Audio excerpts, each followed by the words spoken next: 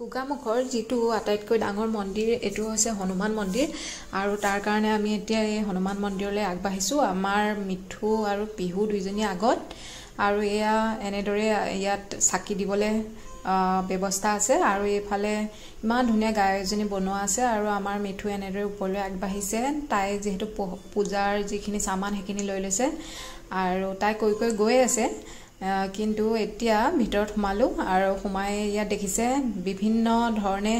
মন্দিৰ ভাগে ভাগে আছে সকলো দেৱদেৱীৰ মন্দিৰ হিচাপে সবৰে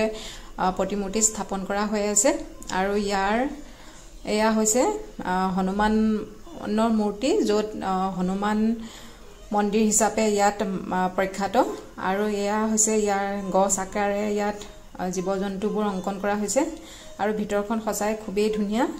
মন্দিৰটোলে আহিলে যে কিবা মনটো কিবা এটা ভাল লাগে আৰু এনেকুৱা নহয় অকল হনুমানৰে মন্দিৰ সকলোৰে প্ৰতিমূৰ্তি ইয়াত বনোৱা হৈ আছে যোনে যি ভাগে সেৱা কৰে